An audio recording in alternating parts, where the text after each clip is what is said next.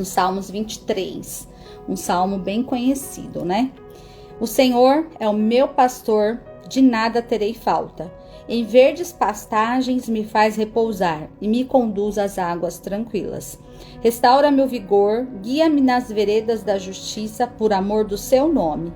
Mesmo quando eu andar por um vale de trevas e morte, não terei perigo algum, pois tu estás comigo. A tua vara e o teu cajado me protegem. Preparas um banquete para mim à vista dos meus inimigos. Tu me honras, ungindo a minha cabeça com óleo e fazendo transbordar o meu cálice. Sei que a bondade e a fidelidade me acompanharão todos os dias da minha vida e voltarei à casa do Senhor enquanto eu viver. Então, esse é um salmo de vida, né? Hoje nós vamos falar muito sobre a vida. Então, eu quis começar com esse salmo de vida, que ainda que você ande pelo vale da sombra da morte, existe vida de Deus para cada um de nós. Existe uma vida que o Senhor nos faz andar em segurança, andar tranquilos. Então, eu quis ministrar esse salmo aqui para a sua vida, para começar. Eu vou chamar a Eda, que é a minha convidada da noite. A Eda, ela é psicanalista, terapeuta. Ela vai se apresentar para vocês aqui. Deixa eu só fazer o convite para a Eda. Eda, já te convidei, é só você aceitar. Está conectando.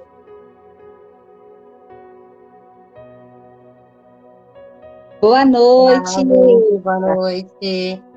Pessoal, tá todo mundo ouvindo bem? A Eda, dá para ouvir? Então, ok, aí está para ouvir. Aqui também, eu estou em casa, também tem criança, tem duas, também tem cachorro, também tem barulho, então não se assustem. Estamos em casa, né, Eda? Eu quero começar primeiramente agradecendo você ter aceitado esse convite. Para mim é uma grande honra mesmo ter você aqui comigo, porque assim, é um assunto que eu gosto muito de falar, é um assunto que eu estou sempre, todo ano, trazendo aqui no meu Instagram, no meu canal, mas nada como a gente trazer alguém da área, né? Alguém que tem propriedade, alguém que está inteirado aí do assunto. Então fica muito à vontade, Eda, pode se apresentar aí para o pessoal, por favor. Então, eu sou terapeuta há 10 anos, eu sou psicanalista e trabalho com coach também. Sou master em programação neurolinguística, trabalho com hipnose, sou especializada em terapia cognitiva comportamental e em psicologia positiva. Então, eu trabalho bastante com adultos, né? E, de verdade, é uma situação que tem realmente piorado bastante depois da pandemia, mas essa é a minha especificação.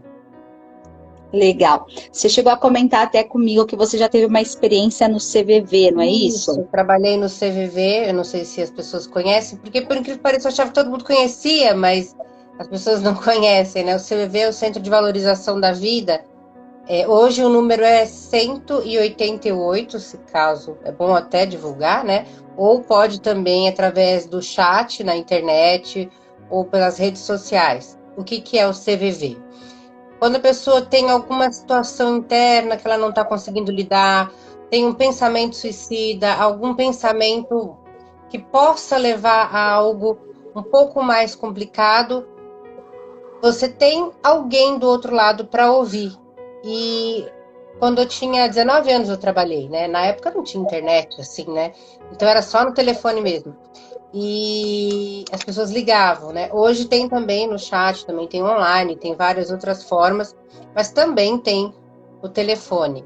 E é um trabalho muito interessante e ajuda muitas vidas todos os anos. É um trabalho fantástico e nesse mês de setembro eles também fazem um trabalho muito bom também. Eles fazem um trabalho muito intenso.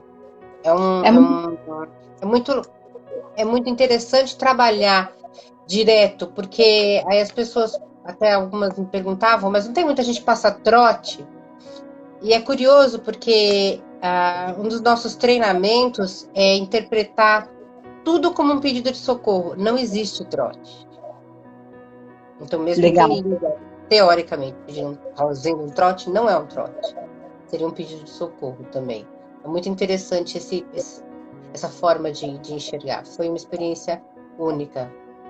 Foi É um ano e importante pouco mesmo que eu as fiquei. pessoas.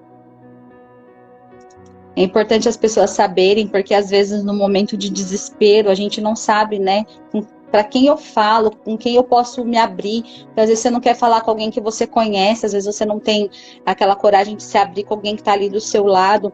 E de repente é muito mais fácil você se abrir para alguém que está do outro lado da linha, que não sabe nem quem você é, né, Sim. e alguém vai te dar uma palavra.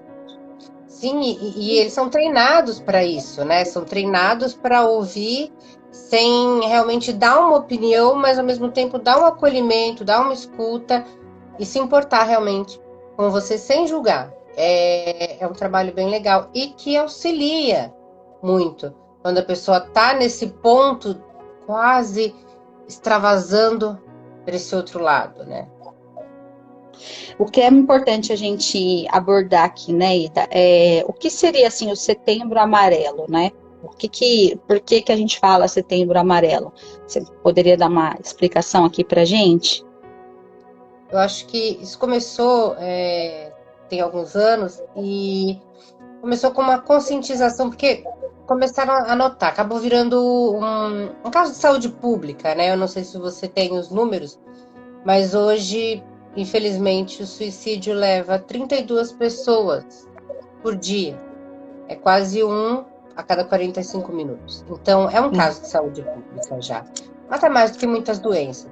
Então, já é considerado um caso de saúde pública, então, de fato, é interessante um mês de conscientização. E aí você fala, às vezes, a pessoa fala, mas eu não tenho nada a ver com isso, porque eu não sou da área, eu não conheço ninguém que quer se matar, eu não quero nem saber disso, eu não tenho nada a ver com isso.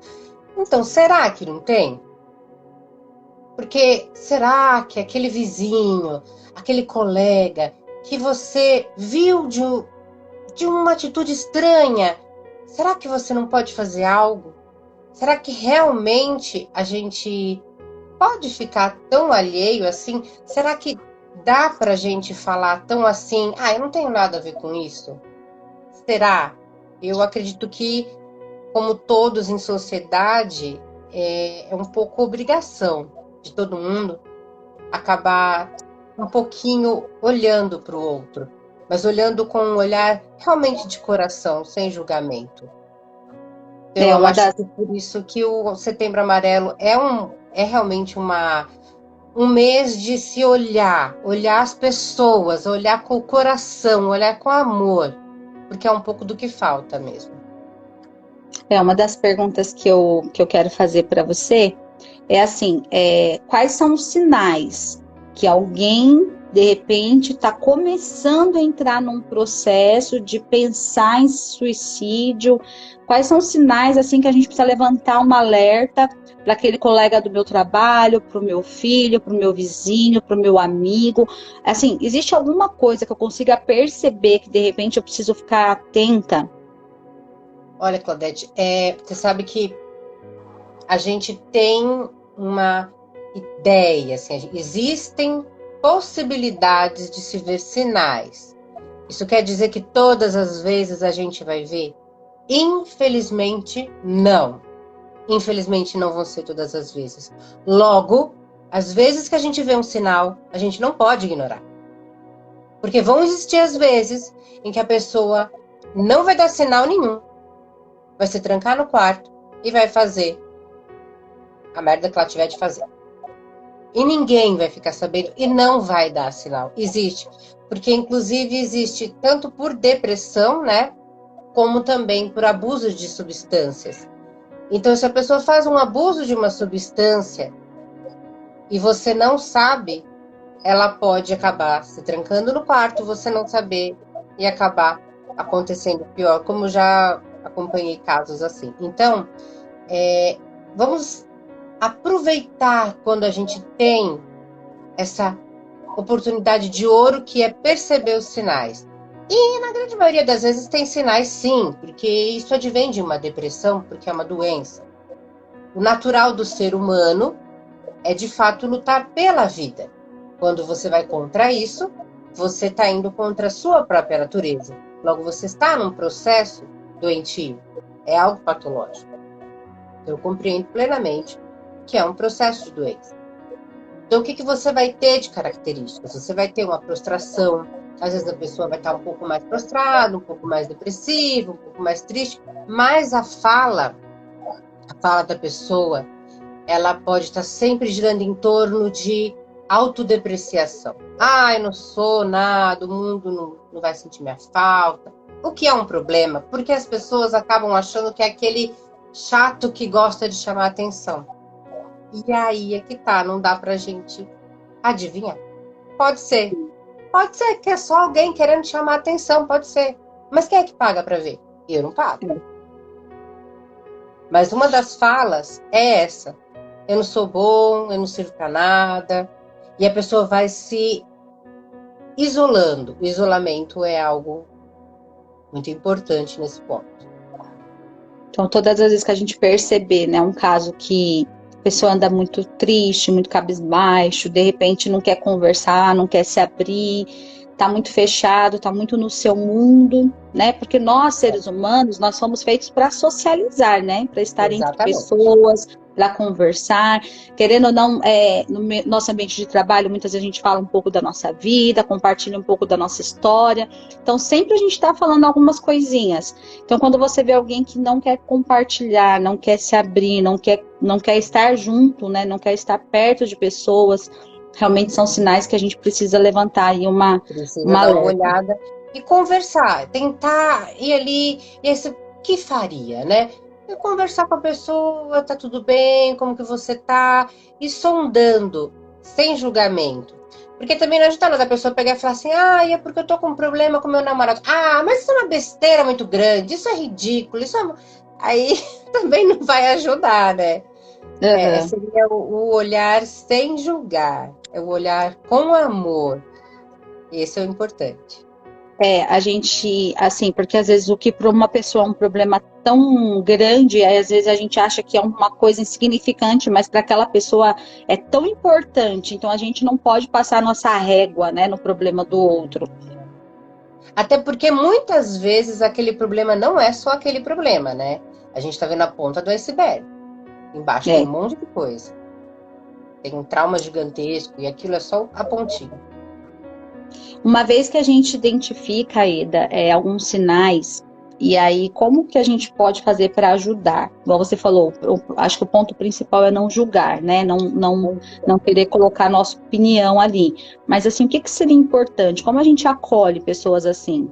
Olha, o conversar é importante, mas nem sempre a pessoa vai estar aberta a isso. Às vezes a pessoa está fechada. Então, quando você vê que a coisa já está passando um pouco, é importante conversar com os familiares, porque muitas vezes os familiares não acreditam que aquilo é sério.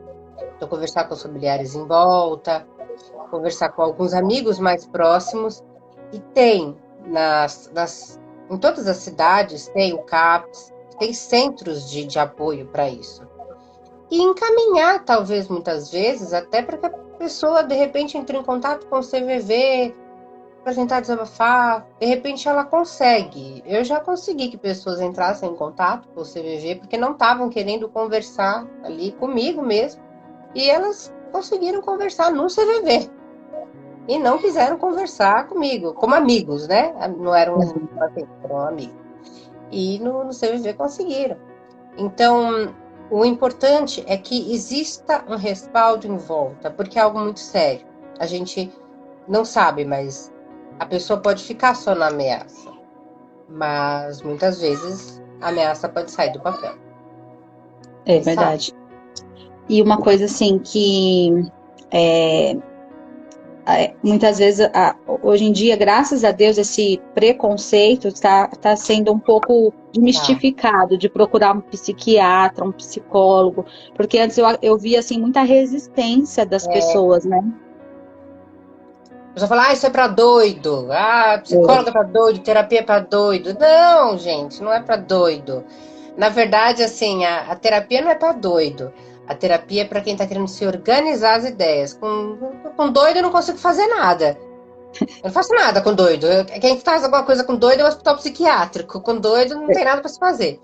Mas o psiquiatra, o pessoal tem um pouco de preconceito, mas o que o psiquiatra vai fazer é dar as medicações corretas para que aqueles hormônios que estão desequilibrados voltem à normalidade. Porque pensa comigo, se o normal da vida é você buscar a vida, é lutar pela vida, então tem alguma coisa errada com essa pessoa. O que está errado com essa pessoa?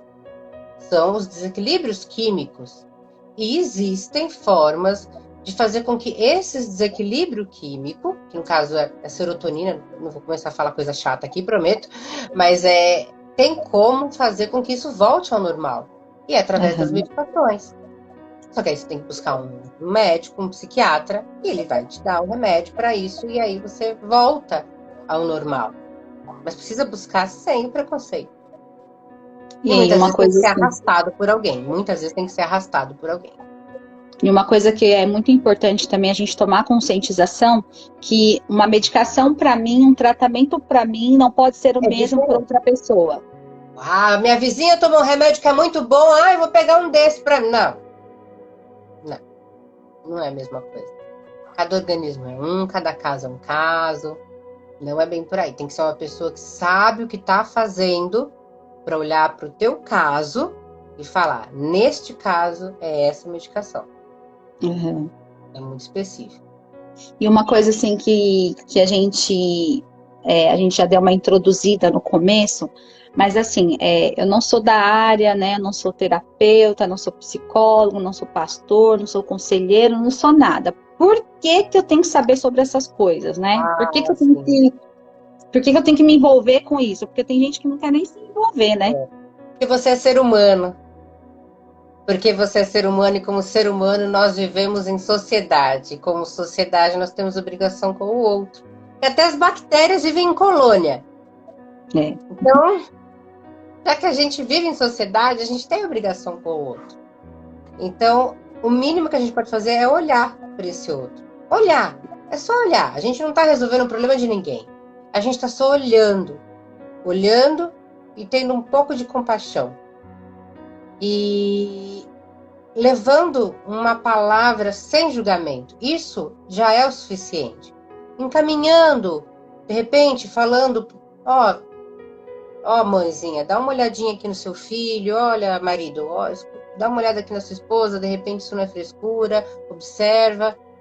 Isso pode mudar, isso pode salvar uma vida. Coisa que depois lá na frente, talvez você fique pensando na sua cabeça, será que eu poderia ter feito algo? Será que eu poderia ter feito a diferença? Muitas vezes a gente quer se eximir das coisas, pensar que não faz parte, mas não, nós fazemos parte. Nós somos um todo. Nós fazemos parte como sociedade, não tem jeito. Uma vez em sociedade, todos fazemos parte. E uma coisa que a gente tem que ter a consciência também, né, Ida, que muitas vezes não está acontecendo dentro da minha casa, mas eu não sei do meu futuro, né, eu não sei o que pode vir lá na frente. Então, assim, quando você já se prepara, quando você já tem, assim, você está dentro de um assunto, você realmente, você coloca barreiras para que isso não aconteça dentro da sua casa, da sua família.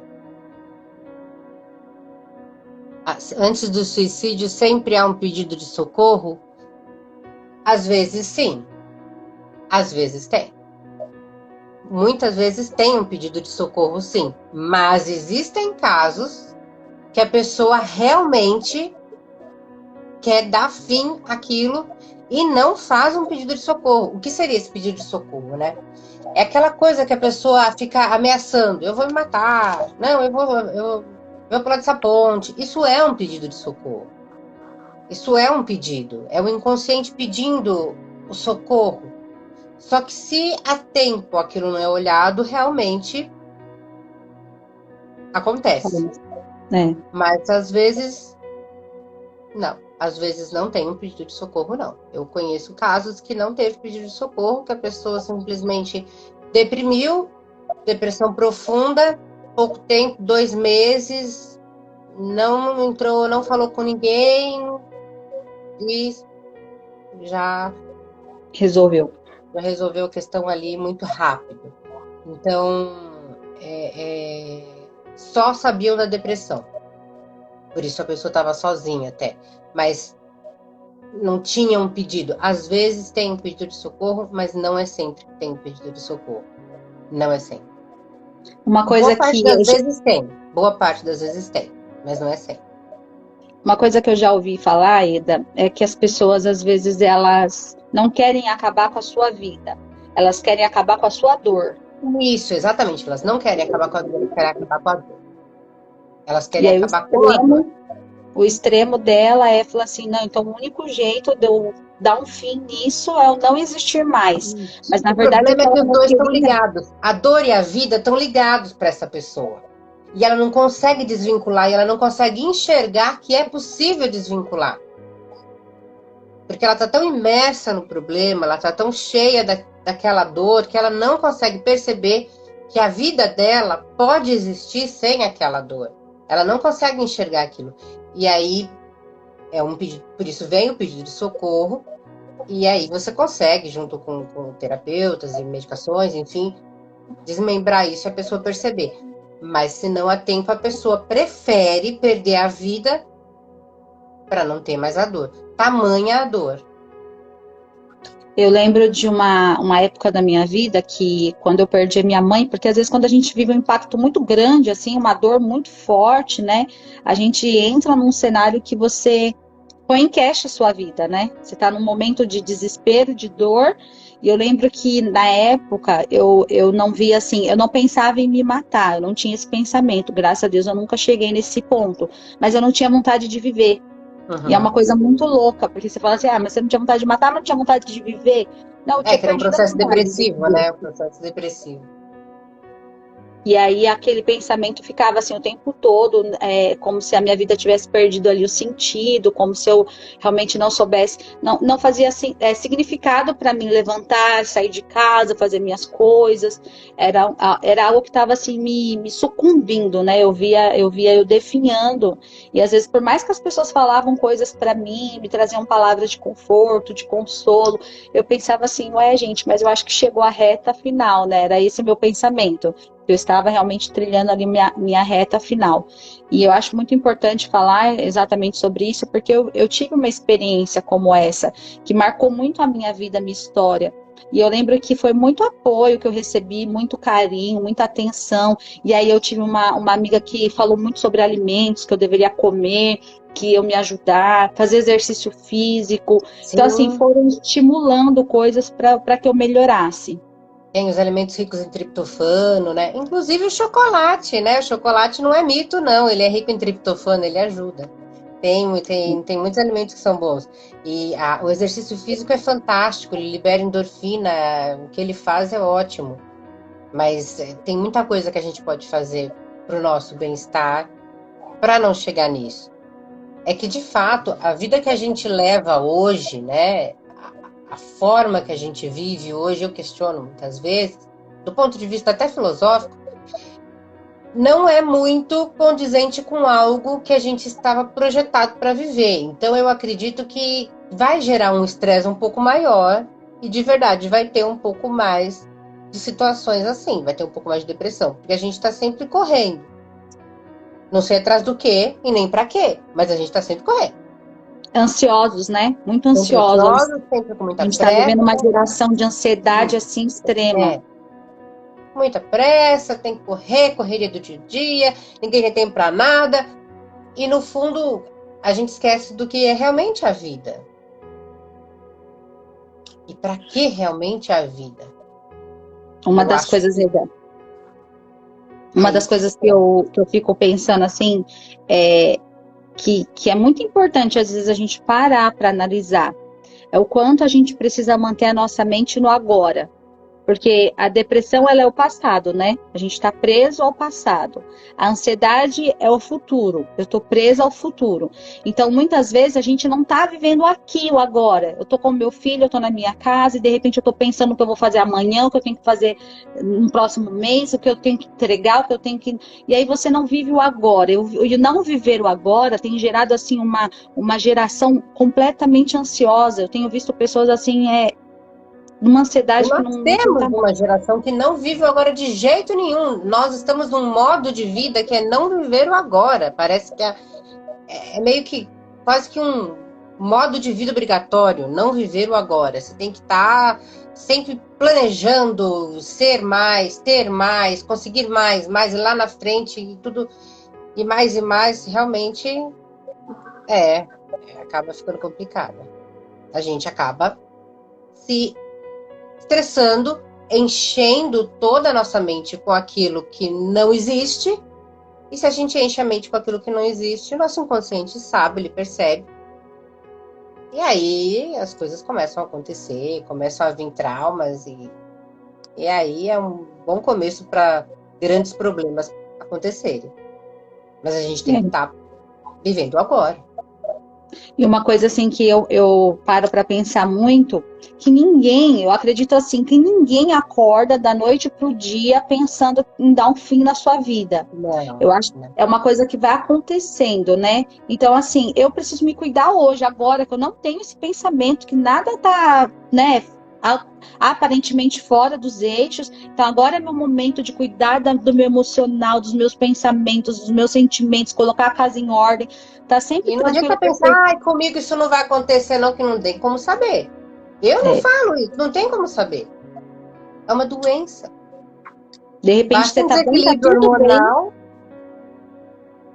Tá bom, se você não come, olha, para você ter uma ideia, quem produz a serotonina no organismo, a maior parte da serotonina, ela é produzida no intestino. E para ter uma ideia, né? Só assim, básico, sem entrar em detalhes e sem ficar chata, uma aula chata. Se você comer muito glúten, que tem em pão, massa, tudo que tem de gostoso, você atrapalha o seu intestino. Se você atrapalha o seu intestino, 90% da sua serotonina é produzida no intestino. Aí já ferrou. E a serotonina é o que dá o bem-estar. Então, só por aí já começa. Já dá pra gente. Embutidos, industrializados, enfim. Tá todo mundo meio perigando, então não dá para brincar, não. Então é cuidar, realmente. A gente precisa cuidar da nossa Porque em termos de saúde, da nossa alimentação, não alimentação. existe alimentação saudável hoje em dia. É muito difícil. É. E assim, uma das coisas muito importantes, manter exames em ordem, né? Tá sempre ali acompanhando, porque eu falo assim, o mal do ser humano é a gente ir atrás quando dá ruim. Deu ruim, aí eu começo a investigar. Mas a gente precisa estar sempre é igual, Setembro Amarelo é um quê? Uma prevenção, né? É um mês de prevenção, de alertar. Então, assim, aproveitando em todas as nossas áreas, em tudo que a gente puder, se alertar, se atentar, estar sempre se cuidando o máximo que você puder. Não, tá tudo bem, não preciso ir, não tem que fazer exame nenhum, não. A gente vai postergando, né? E às vezes quando acontece. Para ter uma ideia, na menopausa você diminui o estrógeno. O estrógeno caindo, diminui a serotonina, aumenta muito o índice de depressão. É verdade, eu já ouvi falar bastante de pessoas que entram na menopausa e acabam entrando numa depressão. É bem comum. Então, aí, para daí muita coisa acontecer, também é um pulo. Então, tem muita coisa que tem que olhar. Bom, pessoal, a gente chegou aqui já no nosso tempo. Eu só vou pedir para Eda deixar uma palavra, Eda, uma palavra assim de encorajamento para a vida. O que você deixa para, se alguém assistiu essa live, se alguém de repente se viu num cenário que está com um pensamento que muitas vezes deixa essa pessoa para baixo, realmente pensando em muitas vezes tirar a sua vida ou dar um fim na sua dor e não sabe como. Qual palavra que você deixaria para essa pessoa? O que você como especialista na área pode nos aconselhar? Como especialista, eu não iria deixar uma palavra bíblica, mas foi a primeira palavra que me veio muito no coração, por incrível que pareça, porque eu acho que ela realmente encaixa.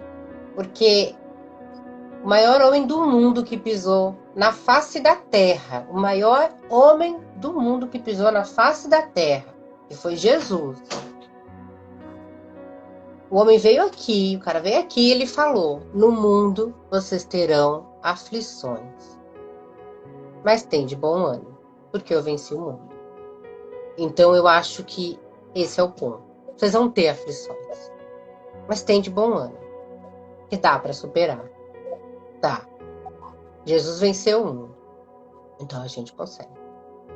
junto Então, com ele. assim, ninguém vai, eu acredito muito assim que ninguém vai ter um fardo que não consiga Não, carregar, né? não é A além, gente, não é além do que a gente consegue.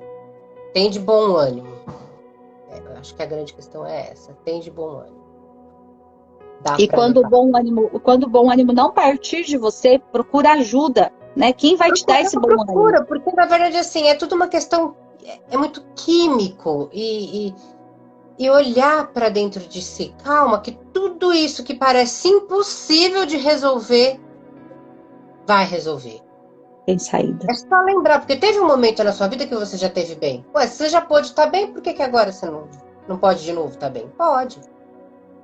É Dá para se verdade. lembrar disso. Dá para se lembrar disso e voltar para aquilo. Tem como. Tem como. Existem meios para isso.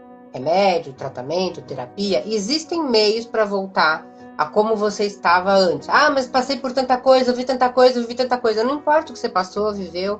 Tem como voltar a como estava antes. Tem como voltar a ser feliz. Isso tem. Escreveram, né? Nada é para sempre. A minha mãe falava muito isso para mim. Ela falava assim, filha, tudo passa, né? Essa é uma coisa que gravou minha vida. Então, assim, tudo ela falava para mim, filha, tudo passa, tudo passa. Então, nos momentos mais difíceis que eu passei, a voz dela, a fala dela vinha, né? Tudo passa. Então, assim, Vai passar às vezes também. você está Minha num mãe momento falava essas tão coisas também. desesperador, mas vai passar. Vai passar, você tem que ter essa fé, essa convicção, né, que nada vai ser eterno. A única coisa eterna é a nossa vida com Deus, né? Isso é eterno. Mas de resto, aqui nessa terra, tudo vai passar. Então, por maior que seja o problema, vai passar. Isso também passa, né, Kátia? É bom, tá ruim, tá difícil, você olha lá, isso também passa. Exatamente, é isso aí. É verdade. Quero te agradecer, Eda, por estar aqui com a gente. Eu agradeço. Pessoal, a Eda, ela está aqui no meu Insta. Se de repente você precisa de uma ajuda, se você precisa de um apoio, não fique, procure a Eda, não fique aí Pode procurar sofrendo à palavras vontade. sozinho. Lá acho que tem meu telefone, pode mandar mensagem. É bem tranquilo, eu tô acostumada. Indica a Então, ela, se você viu alguém que está precisando de uma ajuda, fala assim, eu conheci uma pessoa, tem uma pessoa que eu posso te indicar para te ajudar, para te direcionar, porque é assim que a gente vence, uns ajudando os outros. Se hoje não é comigo, mas eu sei de alguém que precisa de ajuda, eu sou um canal para ser a bênção na vida de alguém. Às vezes você é a vida que alguém está precisando, né? Às vezes você é uma palavra que alguém está precisando. Então, não deixe de aproveitar aquilo que Deus já colocou dentro de você para compartilhar com outras pessoas. Então, eu quero te agradecer, Eda, que Deus te abençoe. Eu não quero encerrar essa live antes de fazer uma oração para quem está assistindo, né? Se essa pessoa está, de repente, num momento realmente de angústia, de dor. Eu comecei aqui lendo os Salmos 23, falando que o Senhor guia e guarda os nossos caminhos. Então, além da terapia, além da área médica, da área da saúde, eu acredito muito no mundo espiritual, né? Que é um mundo que a gente também precisa se conectar. Não estou falando de religião, não estou falando disso, estou falando de se conectar a uma espiritualidade para te trazer paz, para te trazer alegria, porque hoje isso é fundamental na nossa vida. Né? Hoje, quem não está conectado no seu mundo, no mundo espiritual, também sofre, acaba sofrendo. Então, a minha palavra para quem está assistindo é exatamente essa. Eu quero fazer uma oração, então que vocês possam fechar os olhos. E em nome de Jesus, Pai, eu quero orar por cada pessoa que está aqui nessa live, que passou por essa live, por pessoas que vão assistir ainda essa live. Eu não sei aonde, Pai, essa palavra pode chegar. Qual é a casa, qual o coração, qual é a mente, qual a aflição, qual a situação que a pessoa que vai estar assistindo essas palavras se encontra agora.